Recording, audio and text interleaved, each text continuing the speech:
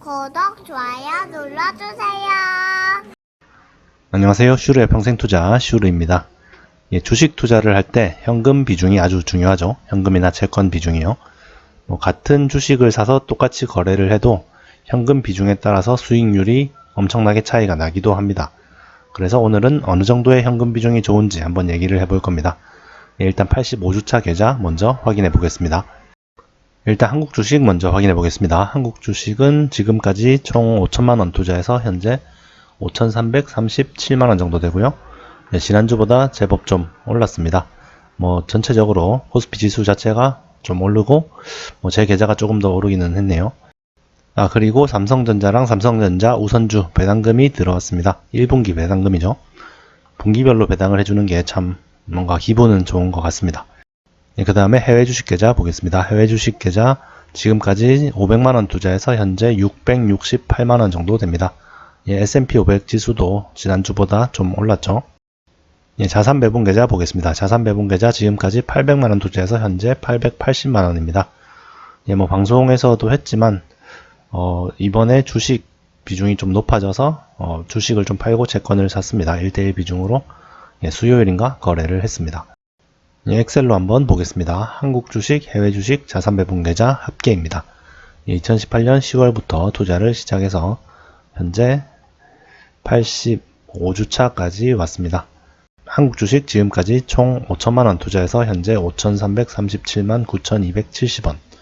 해외 주식은 500만원 투자해서 현재 668만 4,932원. 자산 배분 계좌는 800만원 투자해서 현재 880만 1,047원. 합계는 6,300만원 투자해서 현재 6,886만 5,249원입니다. 지난주보다 한 195만원 정도 상승을 했습니다. 그래프를 보시면은 주황색 그래프가 원금을 좀 넘어서서 잘 올라가고 있습니다. 주식 투자를 할 때 현금 비중이 중요하다는 말을 많이 합니다. 주식과 현금의 비율을 어느 정도로 가져가는 게 가장 좋을까요? 유튜브를 하다 보니까 많은 사람들이 질문을 합니다. 현금 비중은 어느 정도로 하는 게 좋아요? 이렇게 질문을 하시는데요. 그런데 이 질문이 조금은 잘못된 질문입니다. 현금 비중은 어느 정도로 하는 게 좋아요? 이런 질문은 이런 질문이랑 비슷합니다. 밥은 얼마나 먹는 게 좋아요? 밥은 몇 그램을 먹는 게 좋을까요? 이런 질문이랑 비슷하다고 보면 됩니다. 밥을 얼마나 먹는 게 좋을지는 개인별로도 다르고 또 상황에 따라서도 다르죠.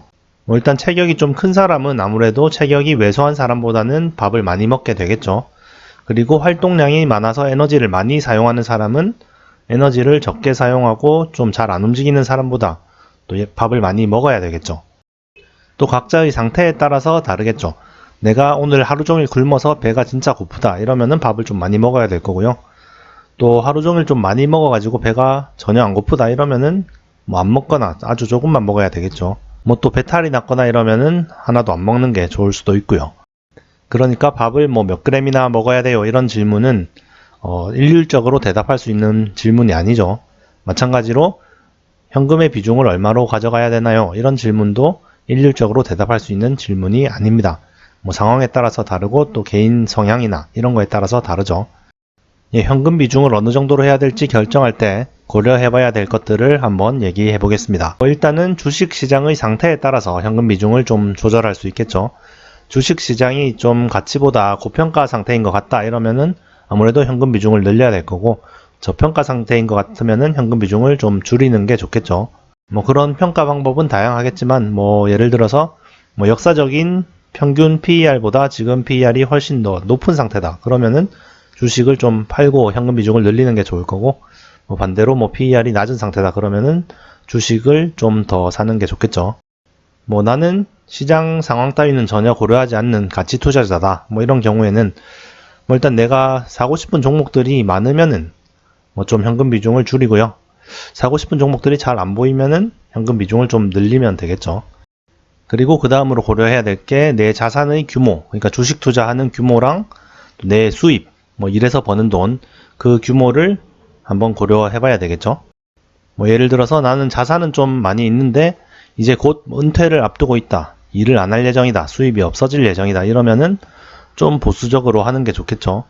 주식 비중을 좀 줄이고 뭐 채권이나 이런 것들 안정적인 자산을 좀 늘리는 것도 좋은 방법입니다. 또 주식도 아무래도 좀 위험한 변화가 큰 주식보다는 안정적인 배당주라던가 그런 거를 비중을 늘리는 게 좋겠죠. 반면에 내가 가진 자산에 비해서 뭐 앞으로 들어올 수입이 훨씬 더 많다면은 뭐 공격적으로 투자를 하면 될 겁니다. 뭐 주식 100% 넘어서 빚까지 내서 투자를 하는 것도 괜찮죠.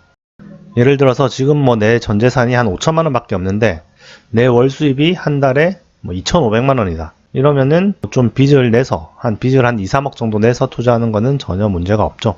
그 2,500만 원의 월 수입이 안정적인 수입이라면 말이죠. 뭐 1, 2년만 일하면은 충분히 갚을 수 있는 돈이니까 어느 정도 빚을 내서 투자하는 것도 전혀 뭐 무리하거나 그런 게 아니니까 전혀 위험하지 않죠. 근데 반드시 안정적인 수입일 때라야만 합니다. 갑자기 뭐 경제가 안 좋아져서 매출이 곤두박질 치면은 수입이 줄어든다든지 아니면 실직을 한다든지 이럴 가능성이 조금이라도 있으면은 무리를 하면 안 되겠죠. 그 다음으로 현금 비중을 결정할 때 고려해야 될 거는 개개인의 성향입니다. 나는 원금 손실이 10%라도 되는 거는 도저히 못 견디겠어 이러면은 그냥 주식을 안 해야 됩니다. 현금 100% 또는 뭐 채권, 예금 이런 거를 100% 해야 되겠죠. 주식하면서 10%도 안 떨어질 수는 없으니까요. 반면에 나는 뭐 내 재산이 반토막이 나도 괜찮다. 그래도 전혀 상관이 없다. 그런 사람은 좀 충분히 주식 비중을 늘릴 수가 있겠죠. 주식을 거의 100% 가까이 가져가도 될 겁니다. 변동성을 잘 견딜 수 있는 사람은 말이죠. 변동성을 잘 못 견디는 사람은 이번 뭐 코로나 사태 때 막 주식이 막 40%씩 폭락을 하면은 못 견디고 손절을 해버렸을 확률이 높겠죠. 그런 사람들은 충분히 뭐 채권이나 이런 것들의 비중을 높여가지고 변동성을 줄여야 건강하게 투자를 해나갈 수가 있습니다. 수익률은 조금 손해를 보더라도 말이죠. 그리고 또 마지막으로 고려해야 될 게 내가 어떤 주식을 갖고 있느냐도 중요합니다. 내가 좀 변동성이 크고 약간 위험도가 높고 뭐 고수익을 노리는 그런 주식들을 많이 가지고 있다면은 아무래도 현금 비중도 어느 정도 확보를 하는 게 좋겠죠. 반면에 좀 배당주 같은 거, 좀 안정적이고 변동성이 좀 적고 큰 위험이 없는 그런 주식을 많이 가지고 있다면은 주식 비중을 충분히 늘려도 좀 위험하지가 않겠죠. 다시 한번 정리를 해보겠습니다. 현금 비중을 결정할 때 고려해야 될 거, 일단 첫 번째는 시장 상황이 고평가이면은 현금 비중을 줄이고 저평가이면은 현금 비중을 늘려야 되겠죠. 그리고 두 번째로 이제 개인의 뭐 자산 규모 그리고 소득 규모 그걸 비교해서 좀 소득이 많다면은 앞으로 벌 돈이 많은 거기 때문에 현금 비중을 줄이고 뭐 거의 주식 100% 또는 빚까지 내서 투자를 해도 되는 거고요. 안정적인 소득일 때만. 그리고 소득이 거의 뭐 없거나 앞으로 은퇴 예정이다 이러면은 아무래도 주식 비중을 좀 줄이고 현금 비중을 제법 늘리는 게 좋겠죠. 채권이나. 그 다음에 이제 개인적인 성향, 내가 뭐 공격적으로 반토막 나도 견딜 수 있으면은 현금 비중을 줄이고 뭐 10%만 떨어져도 못 참겠다 그러면은 그냥 주식 투자를 하지 말고요. 그리고 또 내가 가진 주식에 따라서 위험한 주식을 많이 가지고 있으면 현금 비중을 늘리고 안정적인 주식을 많이 가지고 있으면 현금 비중을 좀 줄여도 되겠죠. 각자의 상황에 맞게 어느 정도의 현금 비중을 가져가야 장기적으로 좀 내 심리도 안정이 되고 수익률도 극대화시킬 수 있을 것인가 그런 것들을 잘 고려해서 모두 결정을 잘 하시면 될 것 같습니다.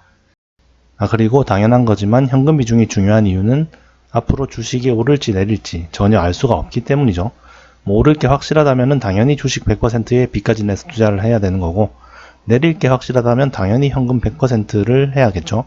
뭐 인버스 투자를 한다든지 한 치 앞도 알 수 없는 상황 앞에서 이제 그래도 시장이 고평가인지 저평가인지 또 내 상황이 어떤지 내 멘탈이 어떤지에 따라서 어떻게 하면 수익을 극대화시키고 리스크를 또 줄이면서 장기적으로 투자를 해나갈 수 있을 것인가를 생각을 하기 위해서 이 영상을 찍어봤습니다. 오늘도 시청 감사드리고요. 또 다음 주에 뵙겠습니다. 감사합니다. 구독, 좋아요 눌러주세요.